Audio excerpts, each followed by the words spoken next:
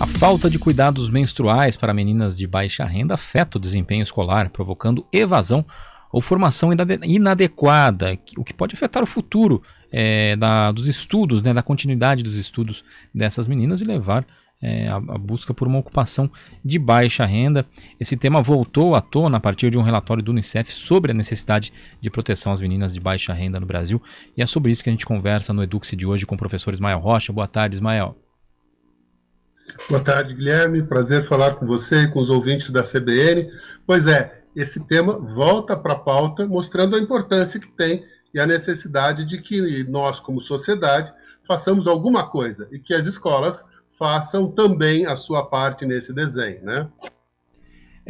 Algumas pessoas podem não compreender, essa ligação do problema da pobreza menstrual com a aprendizagem, o impacto disso na evasão escolar, até porque isso infelizmente virou mais uma daquelas questões que atualmente são alvo de briga ideológica, Mas o fato é que a pobreza menstrual pode e atrapalha a educação de muitas meninas pelo país, professor? Exatamente, Guilherme. Só deixando bem claro para os ouvintes CBN, o problema não está nas meninas ficarem menstruadas. O problema está em que estas meninas, as meninas de baixa renda, elas não têm nenhum suporte para que elas possam conviver com este momento que é parte da história delas, parte da história de todas as mulheres, porque elas não têm espaço nas escolas para uma higiene adequada. Então, as escolas não têm banheiros adequados, não têm água muitas vezes, não tem sabonete, não tem papel higiênico e não tem absorvente para oferecer para estas meninas de baixa renda. O que é que acontece? As meninas não vão à escola.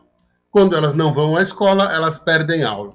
Nesse estudo da Unicef, eles apontam, Guilherme, que este número de dias perdidos pode chegar até a 45 dias perdidos por ano. 45 dias perdidos por ano.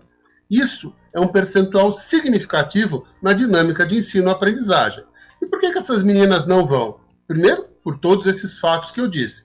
Depois, porque elas ficam envergonhadas, porque elas sofrem bullying, elas não têm uma estrutura para ter absorventes como as meninas de classe média têm.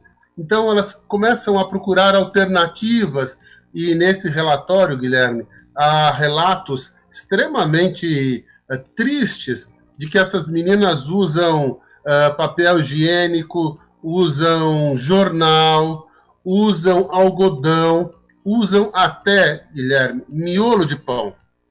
Por quê? Porque como elas não têm estruturas para comprar o absorvente, para que possam usar, e não há do poder público uma ação efetiva para oferecer esses absorventes para estas meninas, o que é que acontece? Elas ficam extremamente envergonhadas. Ficam envergonhadas, não vão à escola. Não vão à escola uma quantidade de aula. Consequentemente, cai o rendimento, muitas delas se desmotivam, acabam abandonando os estudos, outras conseguem até completar, mas completar de uma maneira apresentando uma série de falhas, uma série de dificuldades.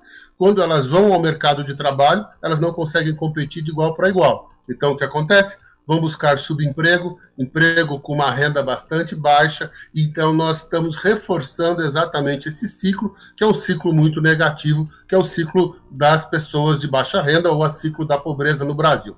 Para você ter uma ideia de número, Guilherme, e os ouvintes CBN também, neste relatório foi apresentado um valor, um número que me espantou.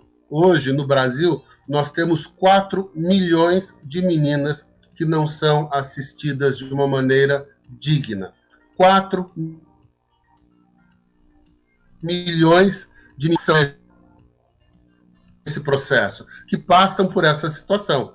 Então, nós temos que olhar para isso. Existem alguns caminhos. Talvez o principal deles seja a atenção do poder público. Não só no oferecer absorventes para essas meninas, mas que reformem, por favor, poder público, os prefeitos que estão me ouvindo através da CBN agora, consertem, arrumem os banheiros das escolas.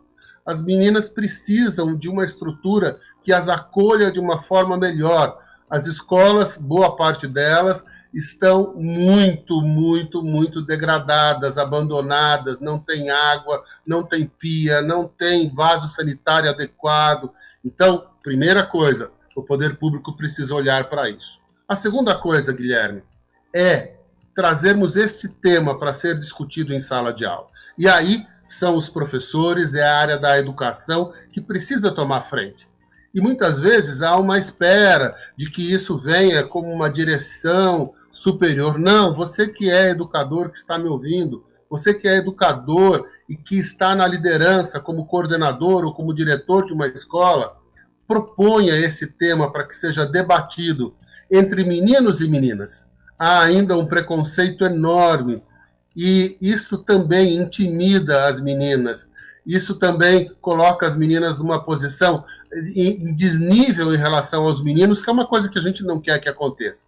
Então, vamos trabalhar. Nós não estamos falando sobre educação sexual, nós não estamos falando de discutir gênero, não é isso. Nós estamos falando aqui da importância que este tema da menstruação infantil, da menstruação das adolescentes, seja colocado na pauta e que seja discutido. Com isso, só falta falar das famílias agora, né, Guilherme? Sim. Você que é pai, você que é mãe, traga este tema para dentro da sua casa. Ah, mas, Ismael, eu não tenho filhos, não tenho filhas, só tenho filhos. Pois é, você precisa conversar com seu filho sobre isso também, para que ele entenda o que se passa com as meninas. Esta menina tiver uma manchinha que apareça na sua calça ou na sua saia, que isso não vire motivo de chacota, que isso não vire motivo de piada. Então, vamos ficar atentos a estes aspectos: poder público, a área da educação e a família. Vamos conversar sobre esse tema para que a gente possa diminuir esse número de 4 milhões de meninas no Brasil que passam por apuros neste momento dentro do seu ciclo menstrual.